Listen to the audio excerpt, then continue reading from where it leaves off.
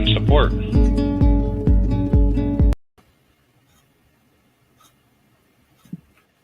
Well, that's gonna be the last time we play that intro. Why is that? Because I have to change it up and change the icon and all that. Oh, we can still use the voice. Yeah, we can still use the sound and all that. So, I mean, it won't take me that. I think maybe, I don't know. It won't take me that long. Anyway, so I do want to show you guys the new. Hi, Alice. Hi, Carol. Yeah, hi, guys.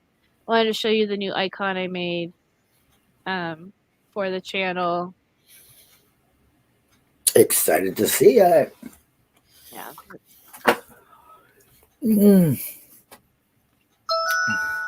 Ta-da! Oh, I love it. I do love it. Yeah. Very, very nice. It's one of my favorite pictures of Brendan.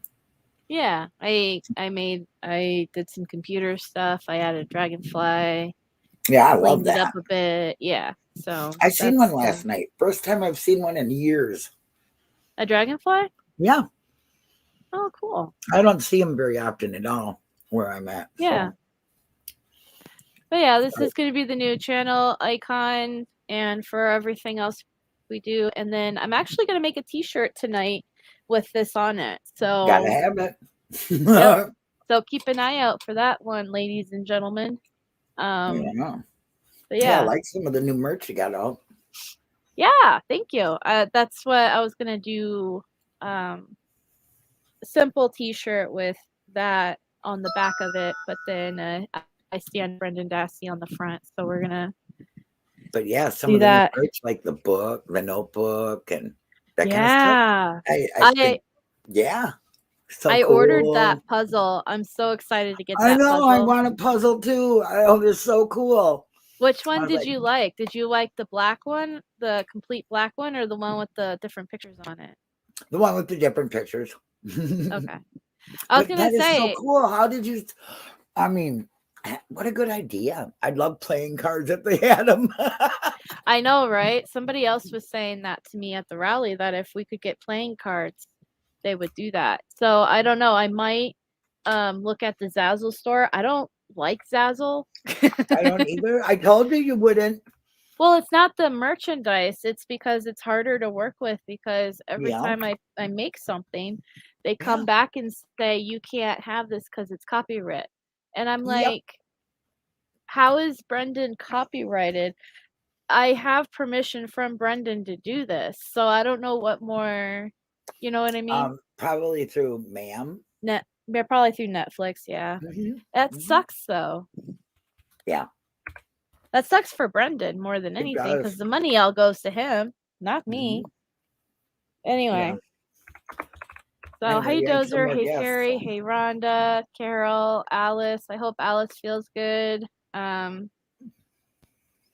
we're just going to go ahead and dive right into this. Yeah, Dozer.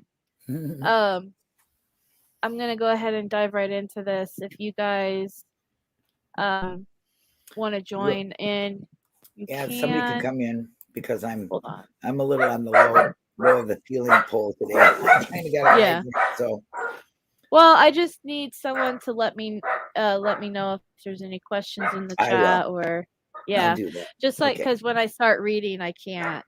All right, I'll let you know. I'm gonna mute then until then. Yeah, and if you guys want to join panel, there's the link. You guys are more than welcome to jump up here and just say in the chat, I'm backstage, so Linda can let me know, because like I said, I do check periodically the chat, but once they're reading, kind of. We left off on page. We left off on page 123. We got a lot of pages in, from 86 to 123. So last time we talked, we basically went over the criteria that they need to make him an expert witness. We all agreed, plus the courts agreed, this guy really knows his stuff. So he is truly an expert witness. So the question that he asked before this, just to give a context of what they're talking about. Aside from the Reed manual, you've reviewed other police interrogation manuals, training manuals, and he says yes. And he asks, are the psychological interrogation techniques described in the Reed manual consistent with those you've seen in other manuals? And he says yes. And then the question is, do police typically receive training in psychological interrogation methods and techniques? Yes. More training when they promote to detective or perform the detective function? Yes. They get some training in the academy. They may get more training as they rise through the ranks. Correct. So he's basically saying that these detectives are trained in psychological interrogation methods to basically break you down psychologically to make you confess. I mean, there's nothing more. That's basically what it is. Now, in your writings, Dr. Leo, you refer to what you call the mind trick of psychological interrogation. Do you know what I'm referring to? And he says, yes. I think I've referred to that once or twice in my writings. What do you mean by mind trick of psychological interrogation? What I mean is interrogators have a hard task. They are tasked to getting somebody, turn the page, to confess to committing a crime, which is in a way we conceive of self-interest in this society, self-interest because it will lead to deprivation of your liberty, and many years possibly of incarceration, even possibly execution. So the trick, or the mind trick of interrogations, is psychologically a suspect to perceive that it's in their self-interest to make criminal statement or confess. And the question is, okay, there are various phrases or steps in psychological interrogation that lead the suspect to confess. And he says, okay, there are sorry. When we say stages and phrases, I mean it's a way of psychologically analyzing the process and how things change. But yes. And can you describe some of those stages? So he says, sure. Usually a suspect is isolated. Police are trained to bring them on turf and separate them from friends and family. And usually, but not always, there's a repertoire building phase early to disarm the suspect and downplay the adversarial aspects of an interrogation, which is all things that we've seen them do to Brendan, right? He separated them from his classmates, from his teachers, from even his own mother before they interrogated him. Even in the first time when he was interrogated in the back of that police car, he separated him from his brother Brian. So that's what the step one is. They take you completely out of your element, completely away from people that you would consider safe or whatever. And then they would downplay the interrogation that you're going through, which is what they did to Brendan as well. Right. Yes, exactly what they did to Brendan. Exactly. The Reed technique was at its worst or finest, whatever way you want to look at it. Yeah. At some point in a custodial interrogation, there will be the Miranda issue will come up, and the police have different ways of giving warnings and maximizing the likelihood of eliciting waivers. But the real heart of interrogation, which is really phase 2, and then he says, before we get there, can we talk about repertoire building phase? Sure. So before we get to phase 2, you mentioned isolating the suspect. Why are police officers trained to isolating a suspect?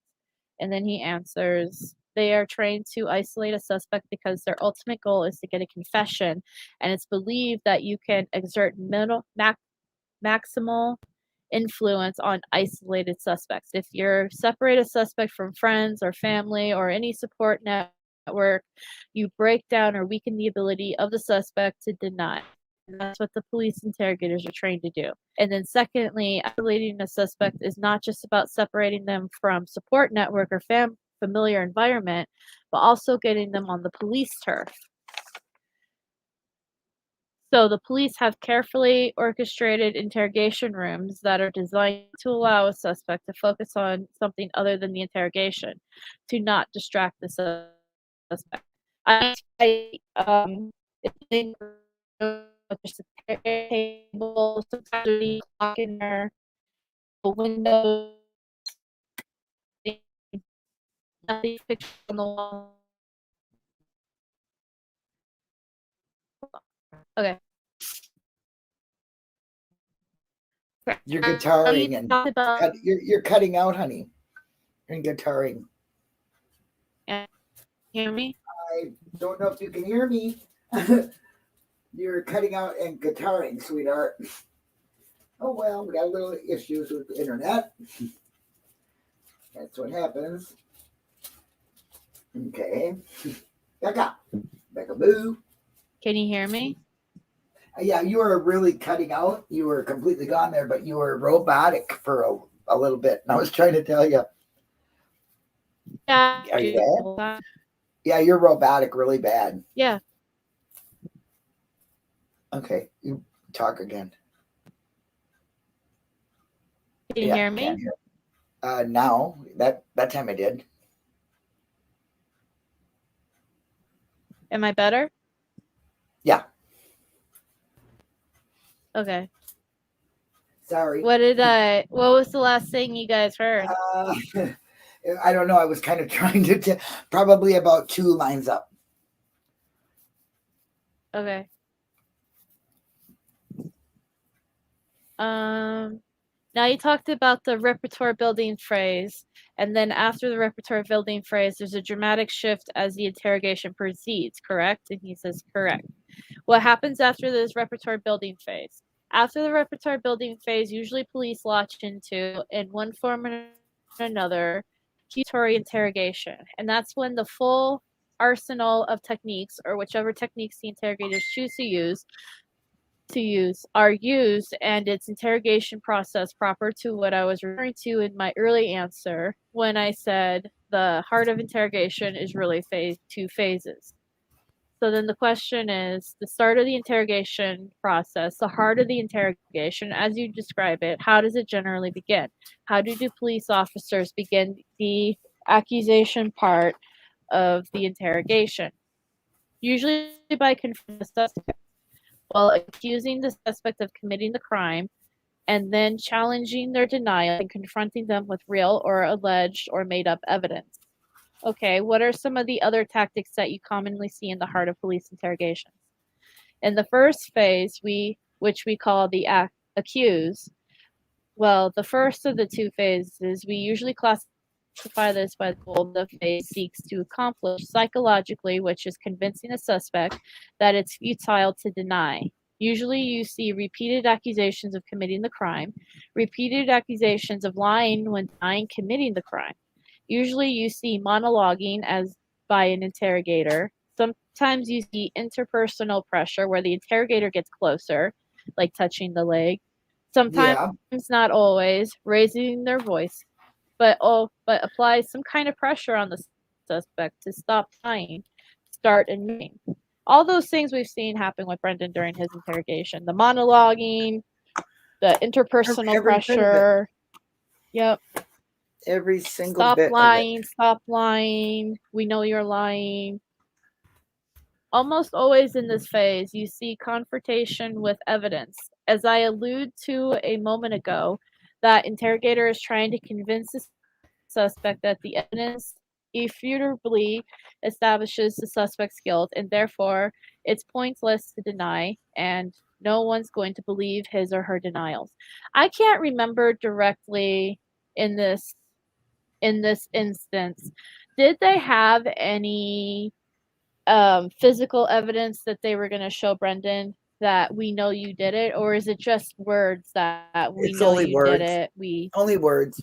Okay, I just wanted to clarify because, like, I can't remember directly if they were like, we have your DNA, we have your fingerprints, because I don't think they did. No, they just said, we know what happened. We know what happened. We need you to tell us. Yep. but we know Yeah. that's because he's a kid. They didn't have to do that, but they are allowed to do that. Right. I think they did that to Stephen. I think they did that to Stephen. Like, we have your blood, we have your how come your DNA is in your house? Yeah. Right. He said that. Yeah. Right. So I remember that with Stephen. I just couldn't Yep. remember if they did that with Brendan. Nope. So, They but just that said, is something that they do. And I see that a lot during interrogations in general. They could tell you whatever they want to tell you. I asked, I have a newfound friend. He's got a YouTube channel, and he, in fact, TTM Fangirl goes there a lot. She knows who he is. But anyway, he's really good. And he said during a interrogation, they will lie to you, but they can't straight out lie to you, say, we have your DNA. They say, what are you going to do if we find your DNA there? How come your DNA? Is there any reason for your DNA to be there? You know, they can't straight out say, we have it. That they can roundabout lie, trickery. See, and I've heard police officers basically lie and say, we have your DNA. Yeah, but it's the way they terminate it. Or terminalize it. You know? So, yeah. He straight up says, cops lie to you all the time. They're going to lie to you. Yeah. They can. Oh, yeah. That's how they do their job. They're allowed. But they cannot straight out say, we have that, we have your gun, because what if it was a knife? You know, that's what he says. He says, what if there is no DNA found there and they never go to court with it? You cannot say that to them. You can say it in a questionable, accusatory way without, you know what I mean? There's manipulation there.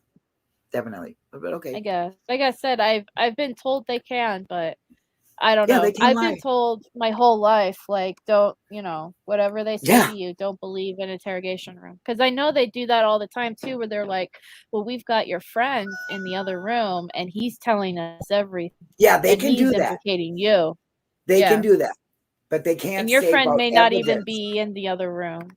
Right, exactly. But they cannot, when it comes to evidence, they are very careful how they say it, because, like I said, he could say, well, how come there was a gun? First of all, you're saying the person was shot, okay, and they might not have been. You know what I mean? Right. And what if it was a gun or a knife instead of a gun? He said, when it comes to that, you can't. But you can say, hey, your friends are ratting on you, Right. Or what would be the reason your DNA would be there? Now say it's not saying the DNA is there, but it's saying what would be the reason if it was there, right? So there's a manipulation of the way they say it. Yeah, it's totally disgusting. It's disgusting. Don't believe a thing the police say. Yes, exactly, Alice. The police. No, the police. Police. The police. I can never say it. But oh my God, I just hurt my own head. Uh-oh. All right. Okay, go ahead. Those techniques are really the heart of the first phase or stage of interrogation proper. Okay, these steps that we discussed, accusations, interpreting denials, confronting with true or false evidence, the point of these tactics is to do what? And the answer is to convict a suspect that you were caught, that there's no way out. The jig is up. No one's going to believe your denials. You've got to admit to this crime. Okay, what's the next phase?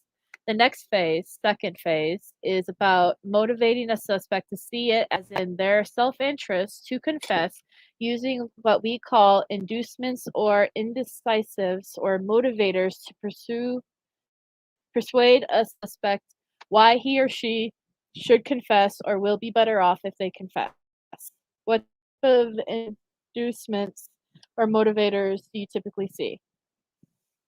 We describe colleague Richard Offshee and I and others. These are inducements as reigning along with continuum, perhaps using a little bit of academic language, but we've talked about how low end of the continuum often be moral or religious appeals. That was a lot of words. Okay. we've talked about the mid-range of the continuum in terms of systematic, and we call systematic inducements that focus the suspect on the system and the processing of their case in the system. And we've talked about inducements being at the high end, which convey some explicit benefits or implied suggestions or promises of leniency, sometimes maybe even threatened harsher sentences. These high-end inducements can be implicated or explicit.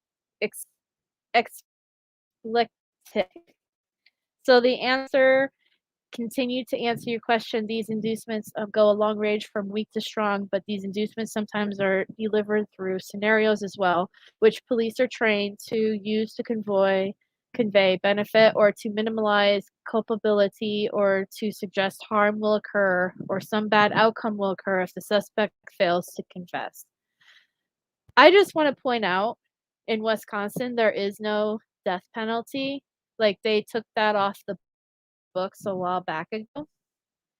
But I have no doubt in my mind that if the death penalty was instated in Wisconsin, they probably would have threatened Brendan with it. Like, well, let me just give you some little FYI and a little trivial here, some information.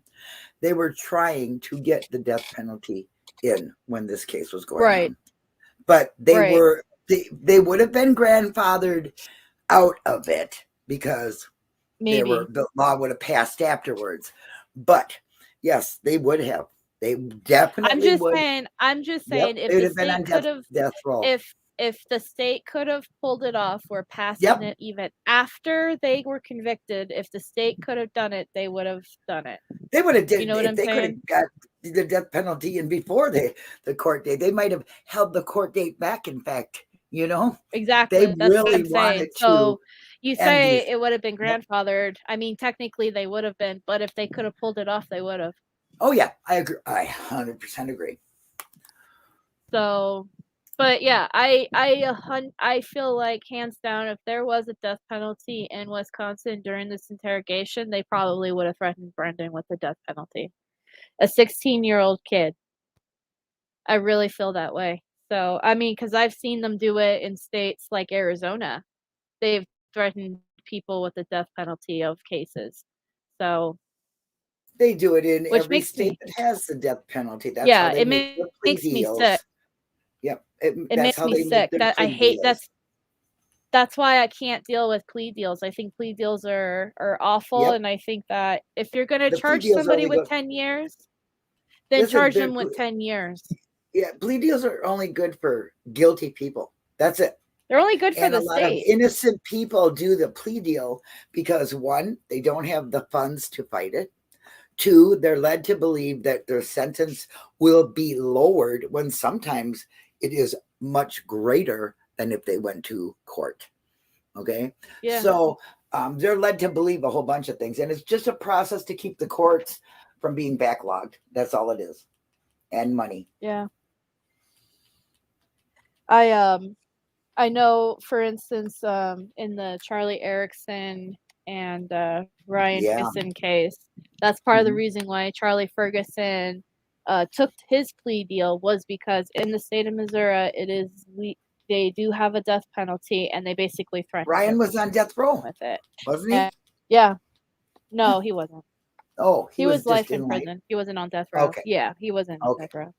Thank you for correcting me. I didn't know that. Yeah, no, he wasn't on death row. But they did threaten Charlie with that, and I mean, that's literally why Charlie chose the plea deal. It's like, what do I do? He should be getting out soon, right? I think on his page, his mom posted January of next year. That'd be fantastic. He should be paroled. Yeah. That's the one good thing I could say. I mean, okay, so I don't agree with plea deals because you have to basically admit to the crime that you committed. But because Charlie did that, unfortunately, Ryan went to prison. It saved him from death.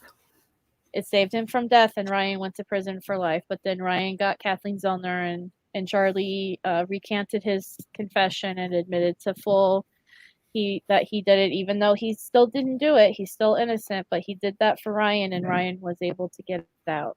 Right. So, he's but going to be because able he to took get that out. plea deal, he only took like what, 20 years. So I'm not sure. I don't remember. His sentence, I think it was 20 years or something like that. So he's going to be coming out soon. Yeah. So And, I mean, silver lining, but the problem is that he's going to be coming out as a convicted felon, which isn't fair. But he can still fight that when he's out. He can still fight. Yeah, when he's I out. bet he just walks. So I would just walk away from it all and be a felon. It didn't matter. It wouldn't matter. I would not trust the courts ever again if I was him. You know what I mean?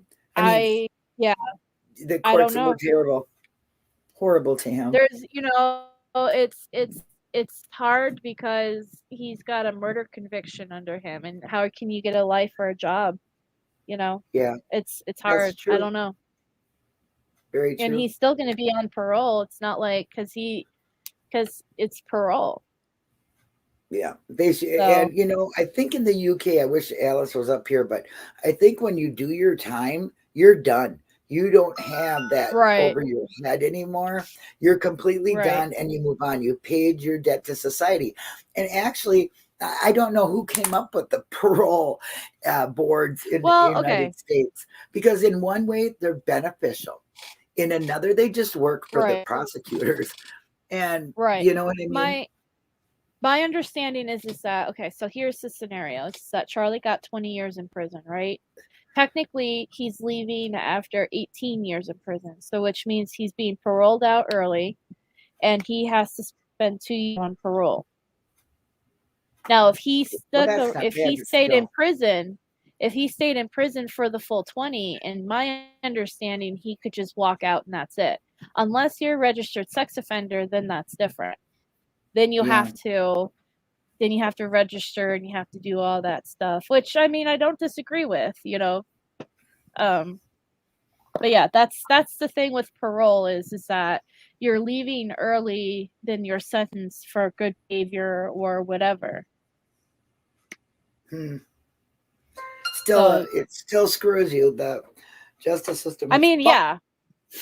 I don't agree with parole in a lot of ways, because I think it's just another way that they can get money out of you, because you have to pay fines. Or they let out criminals that should not be let out early. They commit crimes during their parole, and sometimes they're aggravated a grade up. They're leveled up because they've learned something new, or their desire to kill or rape or whatever it might be is stronger. So it's a catch-22 on everything in the justice system.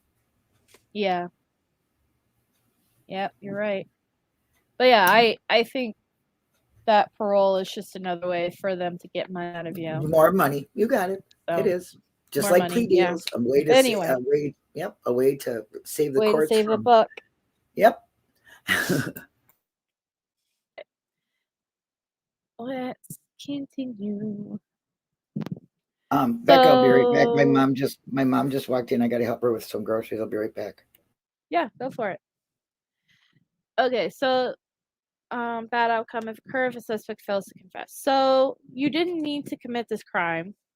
It was an accident. Correct. Which scenario?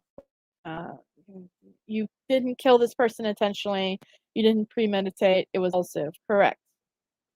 I mean, these scenarios are usually developed more fully than your question implies. But yes, the scenarios are contrast as well. Excuse me. So, accident, you kill her accidentally versus premeditated. Will be two scenarios. One suggesting lesser culpability, the other suggesting more culpability.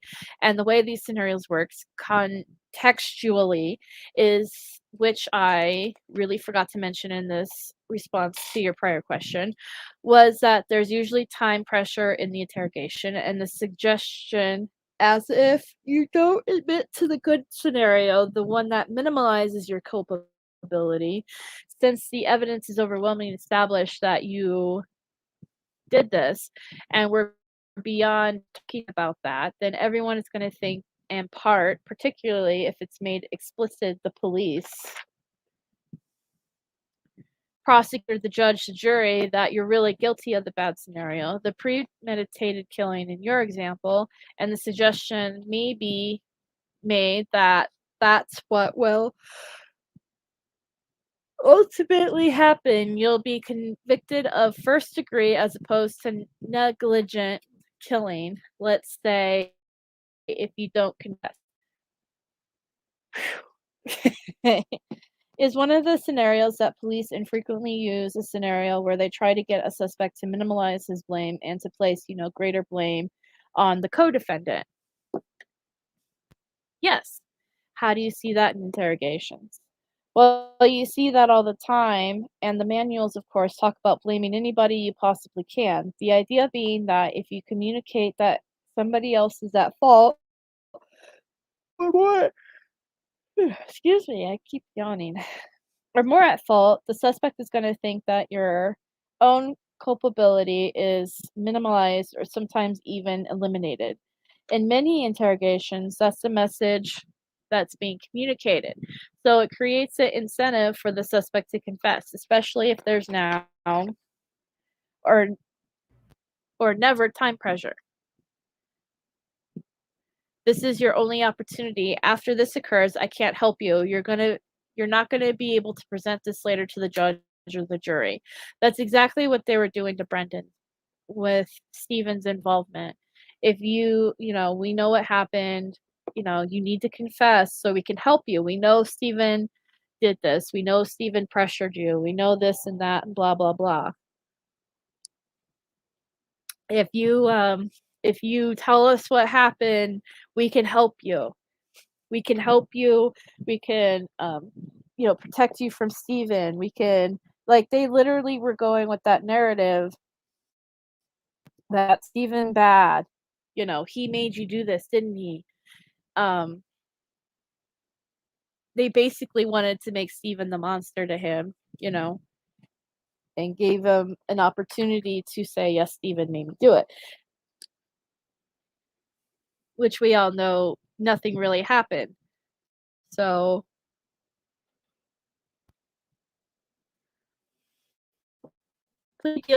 prosecutors look like they have high prosecution rates too. That's right, because that all prosecution cares about, and this might be very offensive to say, but this is how I truly believe. All they truly care about is getting getting that person in jail, and that's it. Solve the crime, close the book, we're done, move on to the next one. If they can close more cases, that makes the department look good, that makes the city look good, that makes the state look good, that makes everybody look good, right? If they can solve more crimes. It's not about, in my opinion, it's not about finding the right person. It's about closing this case so we can move on. And if they can plea out, then that saves time, that saves money, that saves everything. Because the person just admits they did it, here's your sentence, you're in prison. That's it. It makes everybody look good except for the person whose life got screwed over. And the victim. The victim and the victim's family. Because if you throw people in prison for crimes that they didn't commit, and they're the victims, they don't get real justice. Because the true perpetrator is still there.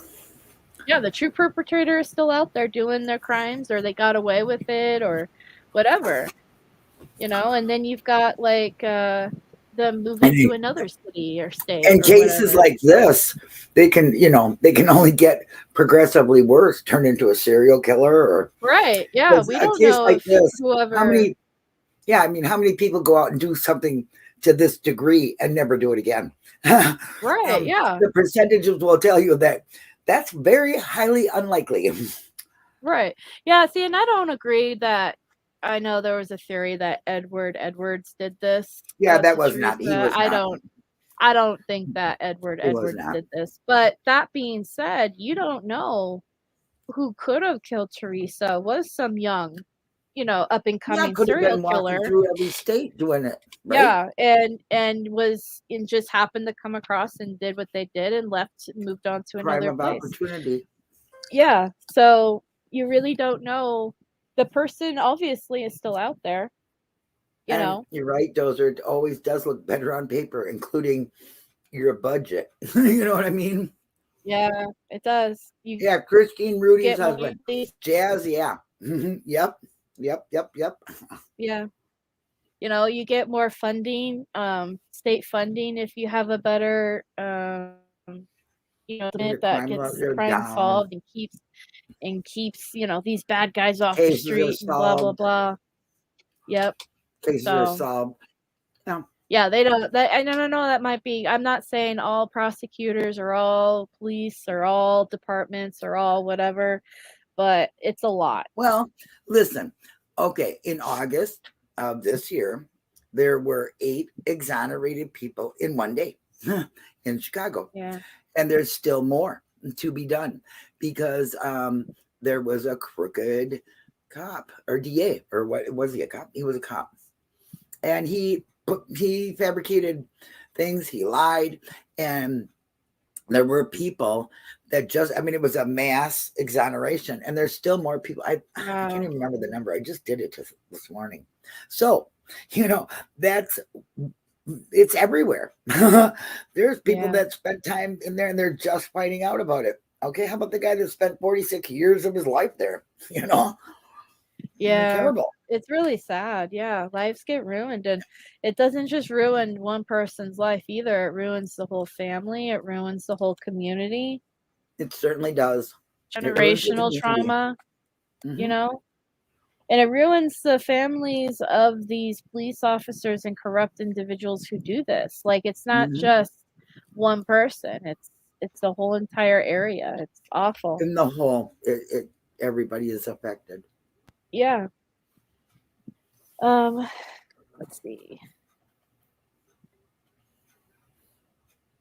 The sort of thing that minimalizes your culpability or eliminating your culpability by blaming anybody, including especially co-defendants, may communicate either leniency or immunity if the suspect stops denying and starts admitting during the interrogation.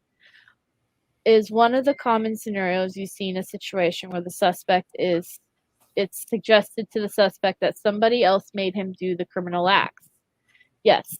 So not only that somebody else who is responsible, a co-defendant, or entirely liable, but the co-defendant unfairly or improperly pressured or induced the suspect to do what they are doing.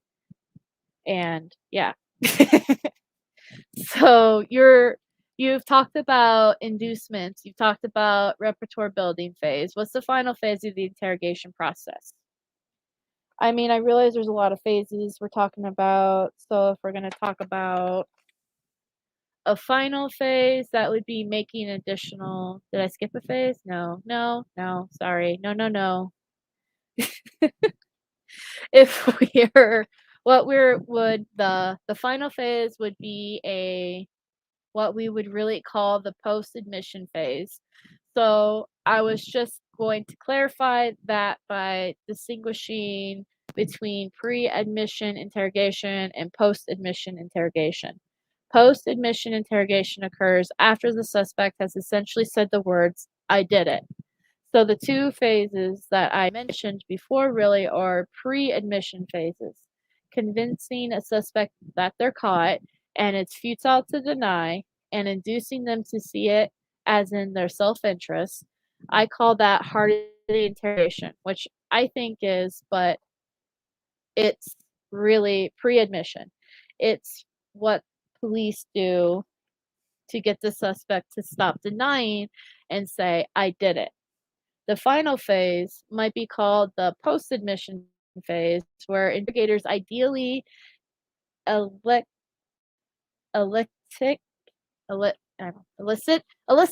the details about how and why the suspect committed the crime. Because the confession is not just the admission, "I did it." The confession is a narrative about how and why the suspect did the crime. Okay, and what is the significance of this post-admission narrative phase? Well, there are several things that are significant about it. First, it's significant to law enforcement because if they hold back information, they do it right, they can get the suspect to either verify his or her inside or non-public knowledge about the crime and objectively demonstrate if the suspect did commit the crime or is confessing truthfully that they know details that could not have been guessed by chance, that were not publicly revealed, that almost certainly only the true perpetrator would know, absent any contamination, so if they do it right. So that's one aspect of its significance. It's a way of making confessions bulletproof, and police are trained on holding back principles and how to elicit good, corroborated, non-contaminated, proper confessions to establish they're reliable. Which I'm going to say, I was going to say. They did every single solitary thing this man said that was to make it a good confession wrong. They told him about evidence that nobody knew who shot her in the head. Okay. Right. They everything, every single thing they did it wrong. Right. They gave him, and you could argue from the very first time they pulled him in to interrogate him in that cop car to the school again, and we don't know what happened in Fox Hills. We still don't know what happened in Fox Hills because that was never recorded. Yeah, we'll never know what happened in Fox Hills. The only people that never know because Brendan don't talk about it. Right. Yeah, that's the only person was there to talk about it. Right. Yeah, that's the only people who know what happened in Fox Hills, and nothing could have happened at Fox Hills. But I have a hard time believing that. And then up to this interview, they've seen the movie that night. I think that's when they talked about it. I think that's when they knew that they would get him to confess for sure. Right. I think, yeah, absolutely. But I truly believe in the back of the cop cars when they knew he would switch over. Oh yeah, because he did it then. Yep. He put up a fight in the beginning. If you guys ever want to listen to it, I believe we have it on this channel, and there might be on Foul Play. And so, but if you ever want to listen to it, guys, it's what is it? It's the click November something interrogation. He's in the back of the cop car, and I think I even have the transcript in Discord. But if you guys ever read through it, you can tell Brendan is a feisty teenager at first. You know what I mean? He's like, I didn't do it. I didn't know. He kind of sounded annoyed. He kind of sounded, but then you instantly saw something, and I think it was because the cop raised his voice to him. Yep. Yeah. He yelled at him. And instantly his guard went, "Uh-oh, that's right." an adult. Then he instantly dropped it, and he was just like, "Oh shit." Yep. And I think that's when the seriousness of this is an adult and they're yelling at me and I have to do what they say. Absolutely, Becca. And I think the cop picked up on that. Oh, absolutely. Because next thing you know, he quietly asks, because they set up the scenario to him. She's sick. She needs meds. What happened to her? She's sick. She needs her medication. Yeah. She needs medical help. Brendan, do you know anything about it? Do you know this? Do you know that? Blah blah blah. And they slowly set it up, and then towards the very end, he very quietly asks, "Do you think he did it? Did he really rape her?" Yep. Brendan was even questioned at that point. That's when they knew. That's when they knew, okay, we got this kid. We can do it. And then that's why they kept going back to him. Yeah, that's why they kept going back to him. So. Heartbreaking. It is heartbreaking. It's sick. It's absolutely sickening.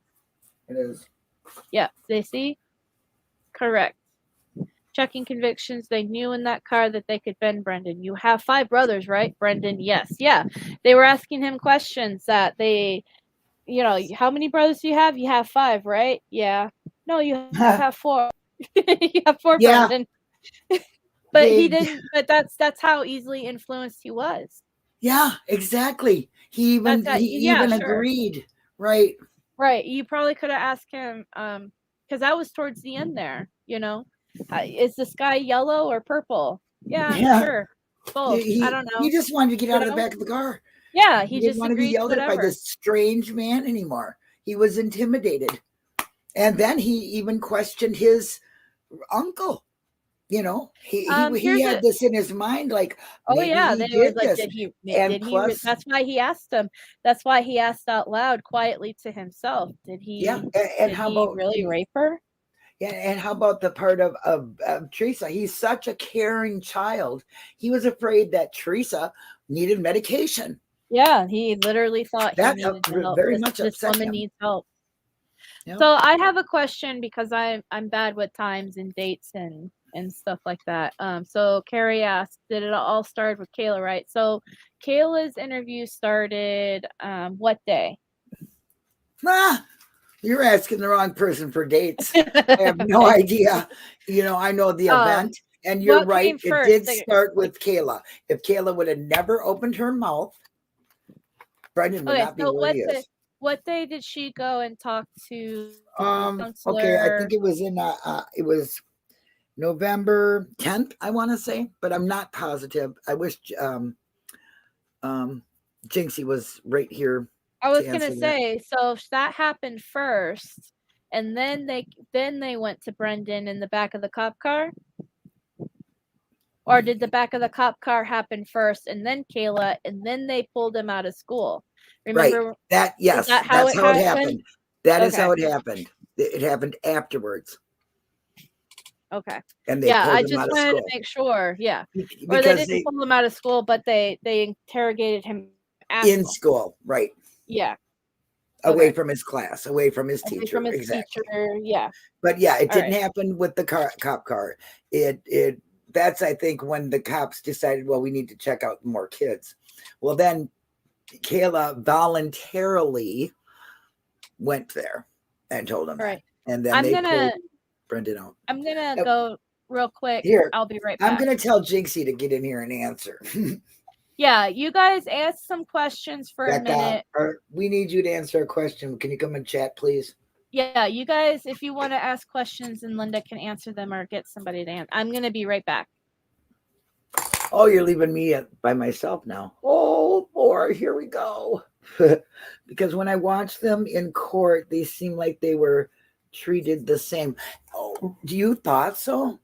Well, I don't, because for one, Kayla went up there, said, I cry. She cried and she said she lied. They let her walk away. Brendan stood up there and handled himself very well and said he did not do it. He lied. He made it up. He don't know. And they called him sir and everything else. No, I don't believe that. Yeah, allegedly went on her own. Exactly.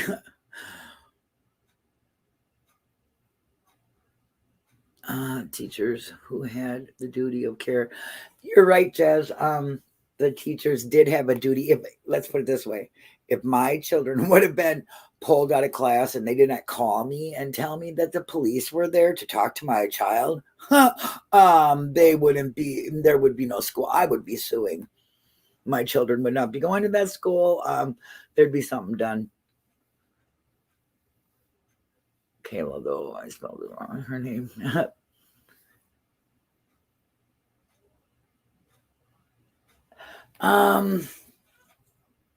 No, Kayla's story was completely different than Brendan's.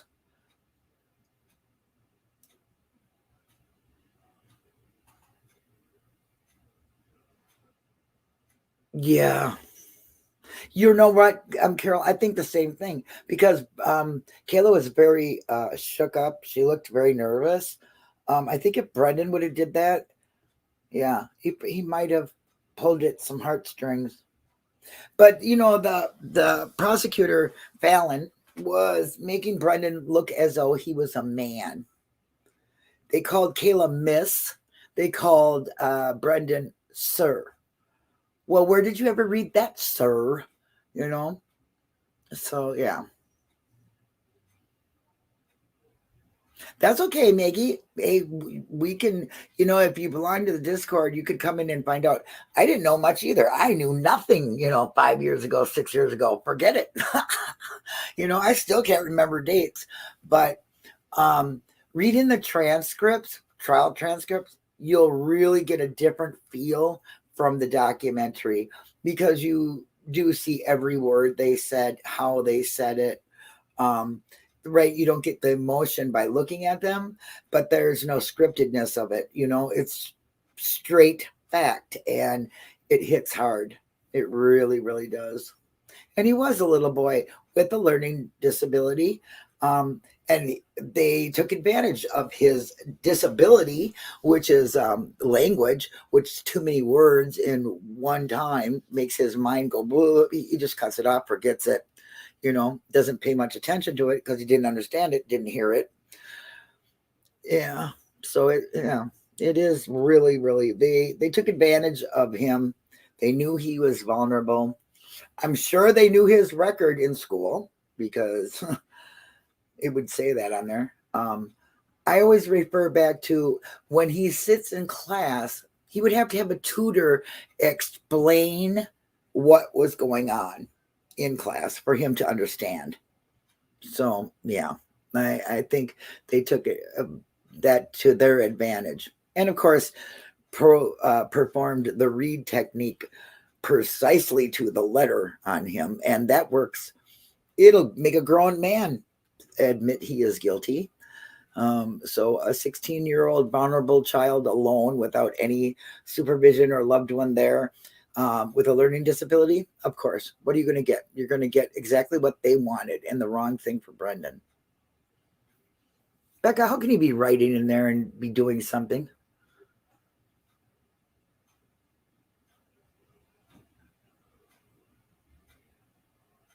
They did have his counselor records. I thought they did. I really do think, I did think they did. Becca, how can you be freaking typing and then she's probably got her phone. I'm trying to figure out how she's doing this.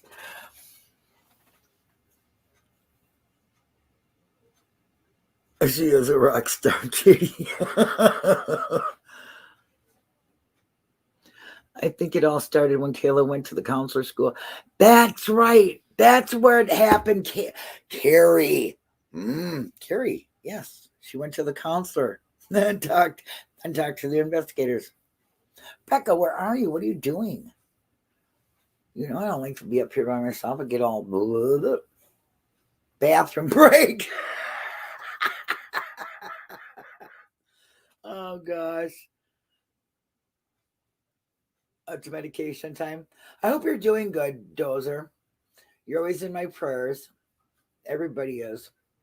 I say a prayer for all Brendan supporters. You're wonderful people.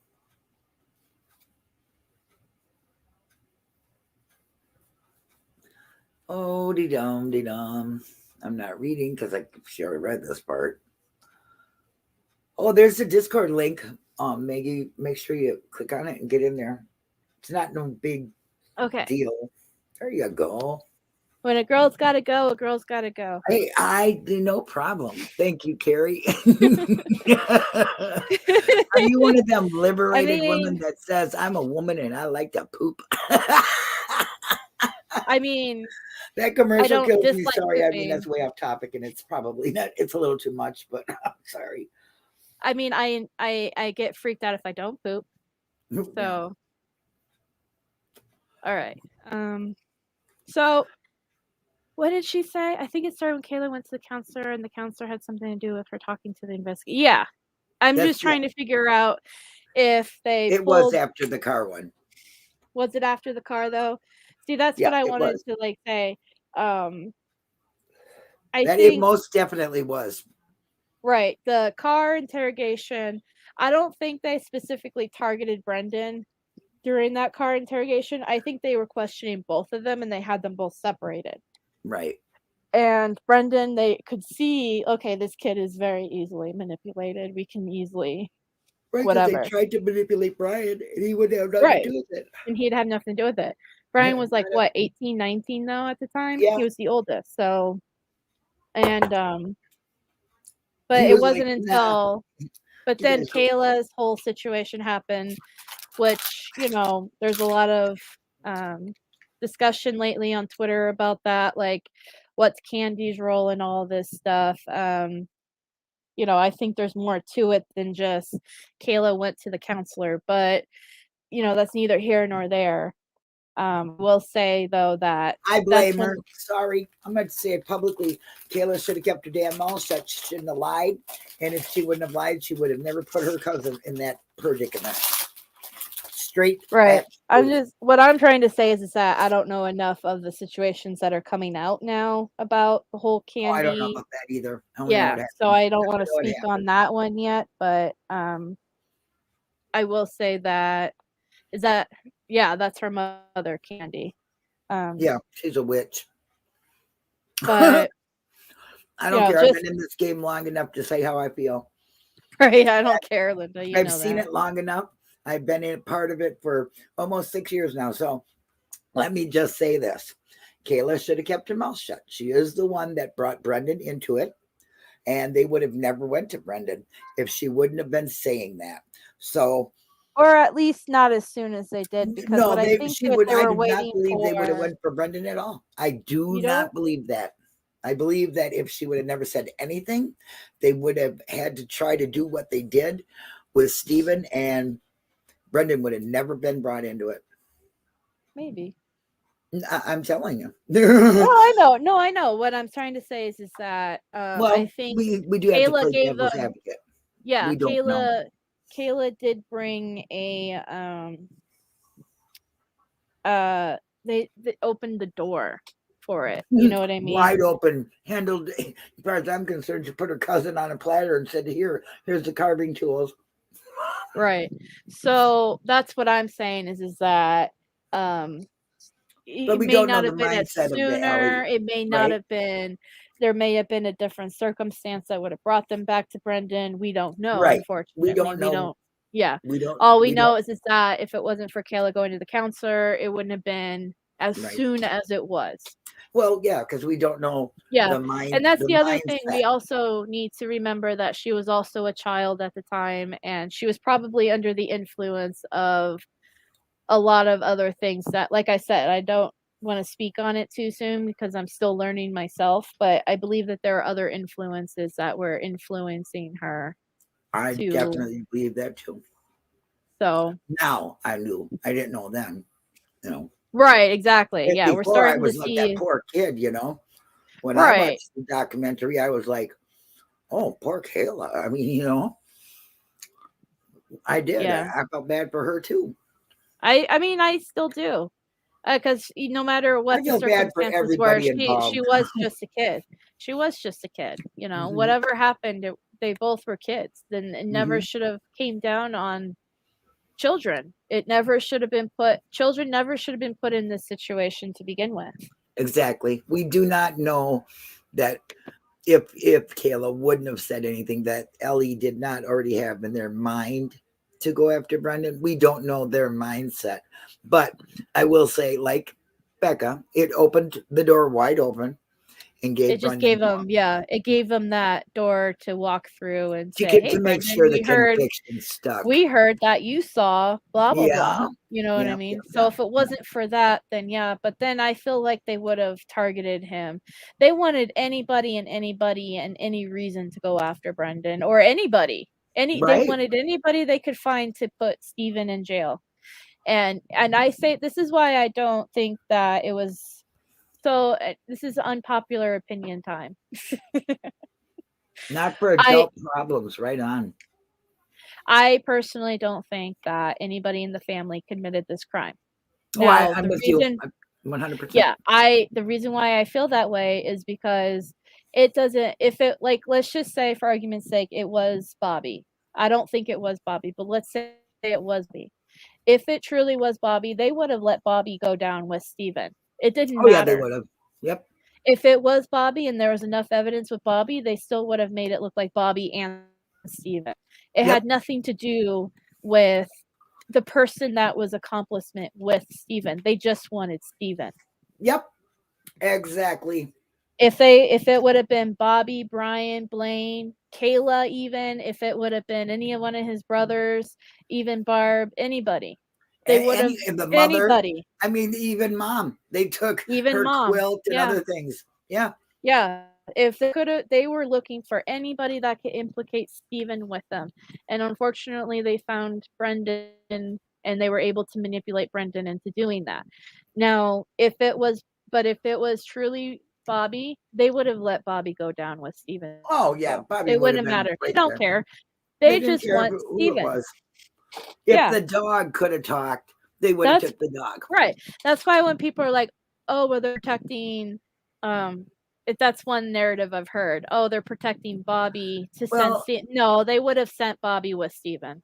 Yeah, and a lot of people don't understand that Kathleen Zellner is only pointing out a different scenario to show doubt. Okay? It's just to show that somebody else could have done this. Okay? It's not 100% only Stephen and Brendan did this. Where in other convictions, if you don't have a different way out, then it shows more stronger to the conviction. She is there's other Denny's. She only talks about Bobby because she has more that might show that. Okay, not proof that he did it. Okay, just proof that there's doubt he could have. Yeah. Along with Ryan. Okay. Right. Well, that's why I'm a Ryan did it person. I am a Ryan person too. But also, I will stick with my first intent. My first thought was somebody was a crime of opportunity, and the cops random person they came that across just came through, and yep, somebody else did this that nobody knows and has not been implicated yet, and the cops seen it as because it was so close to the Averys, because of who that person was. She was last seen there. They thought, oh, we're gonna get Avery now. Fuck this 36 million shit. We'll put a stop to this now, and all of our jobs are fine. Right. Exactly what I think. Yeah. Let me see here. Let me finish this guy's thought here on this, and then we'll probably we'll close this. Actually, we're gonna come back to this thought. We'll come back to it because it's a pretty long explanation. It's a couple of pages long, actually. It's we had a good discussion too, so. Right. And this stuff is really cool to learn. I feel like it's important to learn. I hope everybody's learning something on step-by-step interrogations and how they work. That's basically the reason why I wanted to go over this guy's stuff. It really did point out the read technique to the T.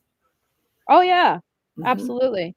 So I'm more excited to learn more about this, and we'll come back to this page 134. Yes. So we went over a lot, and I also want to say that today's Sunday. See, my days are all messed up because I had to work last night, and I'm working tonight too. So that's very true, Maggie. It was one speaker for the Hallbach family, and that was Mike, right? What? Yeah, Mike Hallbach was the family speaker, which was weird, right? And the way he did it, he just was smiling and. Yeah, well, I really do encourage you, Maggie, to go and you can. I think I don't recall. Can tell you too. If you don't belong to the Discord and you don't feel like joining, a lot of people don't. But I mean, we'd love to have you. But read the transcript scripts. You really will. It will be valuable to you because until I got a chance to actually read some of these things. I thought I knew, and then definitely, I didn't know. You really learn a lot by everything. Once you really dive into the transcripts and all the stuff, you really start to see the picture. This is foul play site fileplay.site. Oh, They she have a said she lot of definitely will join. That'd be great, Maggie. We'd love to yeah. have you. Oh, that's Tuesdays and the other Thursdays are discussion days on the phone there, so you can come in if you got time and pop in and ask live questions to us on the telephone. Otherwise, you can, there's a room in there for all of Brendan's court cases, for everything up to date. There's tweets, there's all the videos. There's a lot of going on in there. Becca does a really good job. Yeah, I basically try to run it the same as the Facebook group. So but there's just a little bit more information and a little bit more different kind of interaction, I should say, because like I said, we can go on the phone and we talk every Tuesdays and Thursday mornings, and sometimes we just shoot the breeze, and other times we actually talk about case stuff. So you're more than welcome to. I wanted to say February. Yeah, you're correct, Carol. I wanted to say February, but yeah. February, the end of February. Ooh, so there's a long time in between there. I'm going to have to get my facts straight because I could have been putting out some misinformation today. And if I did, it was February, I but will definitely sure. come back and correct myself because I'm one for a hater of the misinformation. Thank you, Carol, very much. Hi, Dark Side. Mwah. Yeah, but I posted the website for the fileplay.site, which has it also has the updated case stuff for both Stephen and Brendan. Yeah. On our Discord, it's mostly website. just Brendan stuff. So, but and then I think I also sent you, Maggie, the link to the YouTube. Yeah. So join them. They're a very informational group. They have everything up to date. They have a lot of open mics. They got a lot of discussion going on there. Yeah, because on Brendan Talks we mostly focus on Brendan stuff, but on Foul Play they focus on the whole thing, on the whole case. Not so much Brendan, but a lot of Stephen, and they got information that let me tell you, if it wasn't for some of them researchers and FOIAs, we wouldn't know half the things we do. So it's very appreciated, and they are the most knowledgeable holder of the information. And you are allowed to, not saying you're not here, but you are allowed to hold any kind of theory that you over there. Oh, you can have a theory here. You just can't bash a family member. Right. Well, that's what I mean. Like it's and they don't allow that there either, though. Let's be clear. They don't allow any bashing or anything like that. It's open, respectfully debating, I guess you would say. All opinions are welcome, but done in a respectful way. There you go. Yep. Come on. But yeah. We don't knock down drag out there. Oh yeah. So is anything coming up for you, Linda? Yeah, this week is kind of busy for me. Wednesday I have the team think tank with the real crime team, and Thursday is a very special day for me. I get to interview Ripper. Yay! I saw that and I was aghast. Believe me, I love Ripper. He's always been like my favorite YouTuber throughout the years, and I finally get to interview him a one-on-one. Yeah, I'm excited for that because you've been waiting for that for years. Yep. Oh, thank you, Darkside. I'm really looking forward to it too. I really am. And he wants to discuss the indigenous women, and that'll be part of our discussion. Because, of course, I've transferred a little bit over to the missing people. And Carol, maybe Tuesday, you and me and whoever else Tuesday morning, we can sit down and make a timeline of when certain things happened in Brendan's timeline as far as the interrogations. Because I would like to know. I feel like it was the police car first, then... But I could be wrong because I felt like they interviewed Kayla, or they talked to Kayla first, or she took it to the counselor and then they went to Brendan. But I could be wrong. I miss you too, Carrie. I miss everybody. I'm really trying to get a schedule going. I mean, I've been making this and I'm gonna make this every Sunday. Friday got a little bit too late for me when Becca finally got done.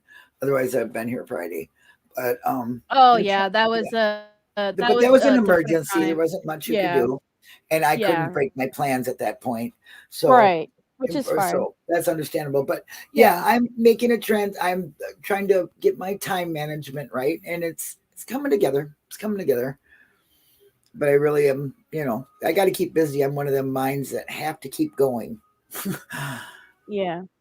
But thank you, Becca. It was a good discussion. Thank you, everybody, for being here. I love seeing all of you. Yeah. And then so tomorrow morning I will be reading from the book False Confession. Michael Caccini. Yeah. I'll be reading. Definitely be listening. So, and that's just going to be me reading, and then we're going to be having a discussion after I'm done reading a couple of chapters, and then that'll be it. So I wouldn't expect it to be more than an hour and a half long. Okay. I'm looking forward to it because, like I said, I heard the book on audio over in Foul Play. I absolutely loved it. I would definitely want to hear it again. Yeah. So I think it's interesting, writer. And it's another way of breaking down interrogation. The justice system. Yeah. And all that stuff. So, and we already learned something new about that law that was passed about recording interrogations for minors. So, yep.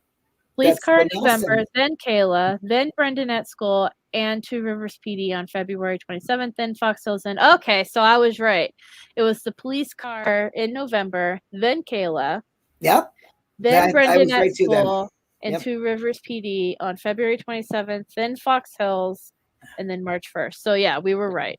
Yep. Well, because I felt bad. I was like, wait a minute now. Oh yeah, it was. Isn't that Maggie, bad for me after this many years that I can't remember that? But no, I'm glad. Yeah, Maggie, it was months. It was months from November to March was basically. Exactly, Maggie. That's exactly what I was thinking. It's a very long time, and it didn't.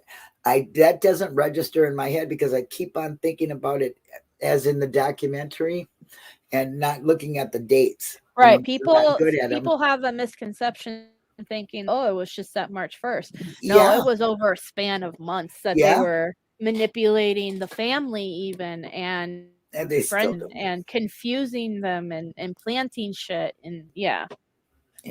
It took a long time. But not a long time because these guys are doing a long time. In retrospect of a long time, but I mean, it was quick, but they made sure that it, well, we're still fighting. Let's just put it that way. We'll never give up. Yeah. But anyway, I really got to get off of here. Yeah, you go ahead and get off and then I have one more. Bye, everybody. Nice to see you, Becca. Of course, I love you. I'll talk to you soon. Bye. Thanks, everybody. So, okay, before I get off, tomorrow I'm going to be reading from the book, and then Brendan did okay moving Be Brendan Brave to Wednesday. So Wednesday morning when we do the Wednesday morning catch up, I'll tell you guys the theme on that. And we are keeping Free for All Friday as well. So we'll do that.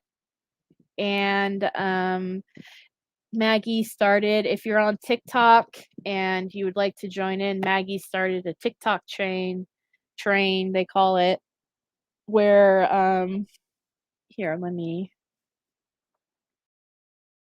where if you have a TikTok account and you want to join in, you can, hold on, let me bring it up. You can basically reply and then you add your own video to it, and then it keeps it going. It's just another way of showing support on TikTok, which I think is great. I already did my video on my personal account, and I'm probably gonna do another one on the Brendan's Innocent Brendan Dassey account. So if you guys are on TikTok, make sure here on to find the link to it. How many people have duetted it so far, Maggie? I think we've got 5 or 6, right? That's a pretty good amount, in my opinion. It's going pretty strong. Let me see if I can get to it. Also, the girl at the bottom right is in. Yeah, I remember you mentioned that. Yeah.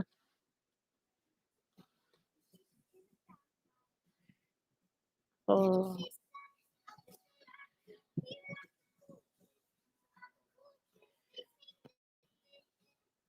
I need to remember to check the Brendan.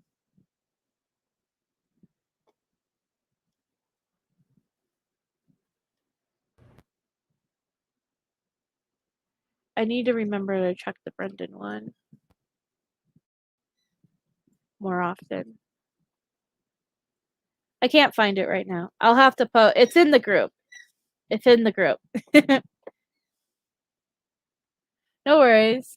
So I'm gonna go ahead and end this. But yeah, it's in the group if you guys want to check out the link for it. And then I'll post the link in Discord too.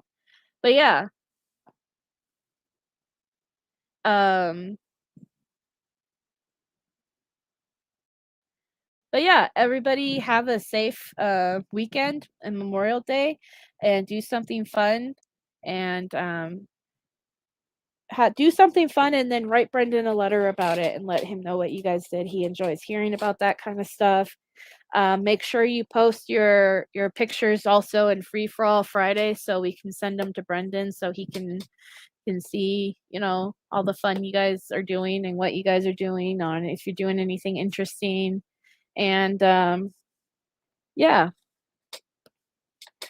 so everybody be safe, be kind, and let's continue the fight for Brendan.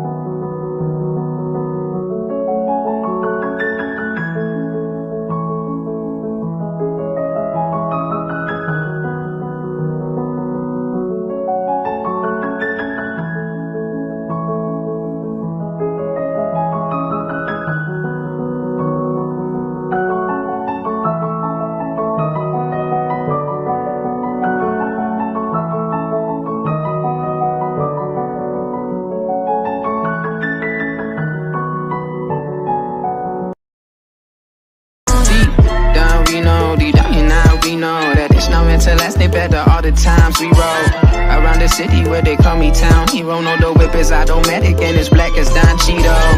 Yeah, we can start from ground zero. I don't know if it's me talking or the Crown and Casamigo. All I know, we never talking how we feel cause our egos.